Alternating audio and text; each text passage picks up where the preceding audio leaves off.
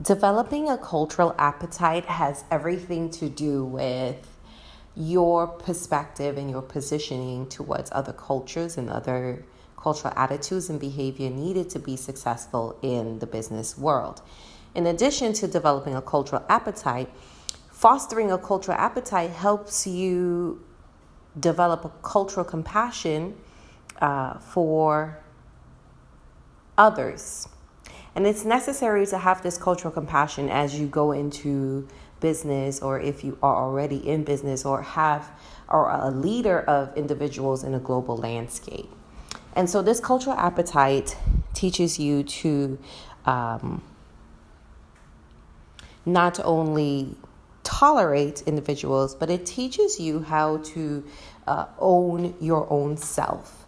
Be the boss of you and your response and your ability to communicate effectively to others. Cultural compassion and developing a cultural appetite is a total reflection of you as the individual, how you function, how you communicate, how you foster your understandings to others, how do you interact with things that are outside of your norm, things that are outside of your own particular comfort zone. So developing a cultural appetite challenges a lot of your perspective, a lot of your biases, a lot of your uncomfortableness with interacting with other cultures or specific cultures or specific groups of individuals or specific groups of people.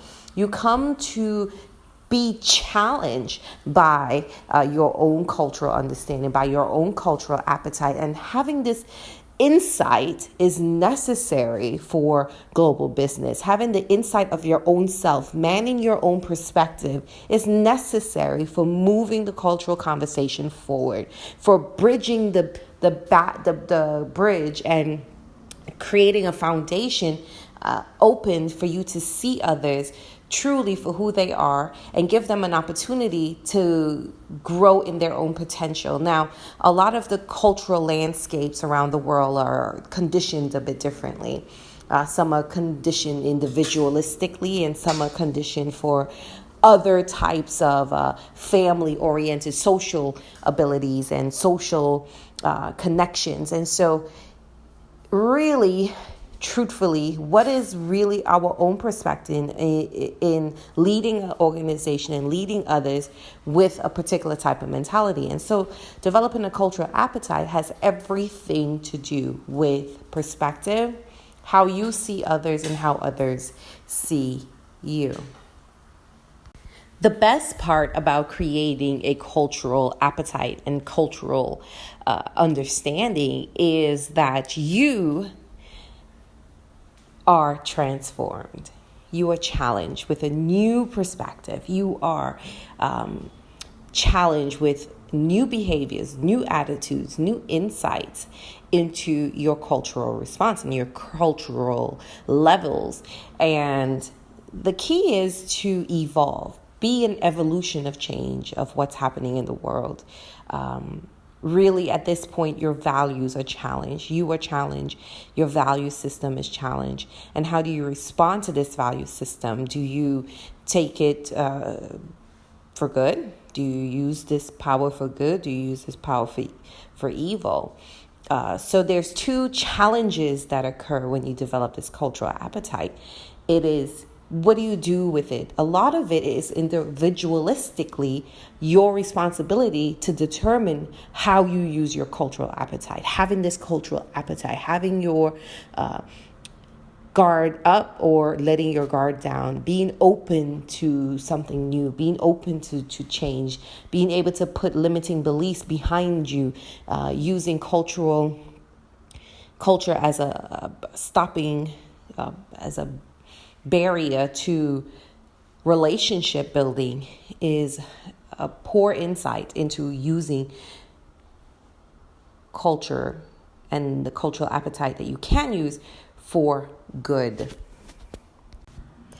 A lot of what is in cultural frustration, having cultural frustration towards others or misunderstandings within culture, comes as a result of not knowing which perspective or which approach to make of the interaction, about the interpersonal communication, the exchange that is happening.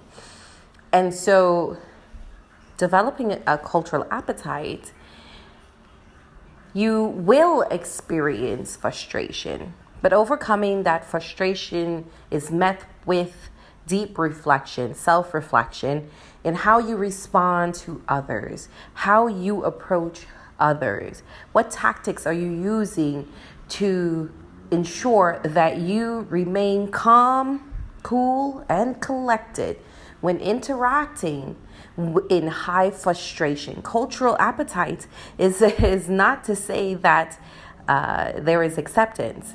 There will be frustration, there will be misunderstandings, but the key is that we have to interact with each other on a consistent basis, almost certainly on a daily basis. And how do we overcome these challenges? We cannot take the approach of ignoring diversions, deflection, ways of avoiding the situation. We have to face situations head on, meet people where they are, sit with them, understand their perspective, understand their cultural point of view, their relationship to feeling hurt, understanding their cultural love language. So they have the ability to feel exposed and hurt when things are done publicly, for example, in Eastern countries, when there is a public display of wrongdoing or something, some sort of reprimand. It is taken differently than it is in the West. It might be taken as feedback, constructive feedback. And there are so many different levels to understanding culture from a perspective that is not of your own, but developing the ability to see that there is a difference and trying to uncover and discover what that difference is will be key to developing the cultural appetite necessary for moving your point of view forward and moving cultural understanding and the interactions into a productive and effective one.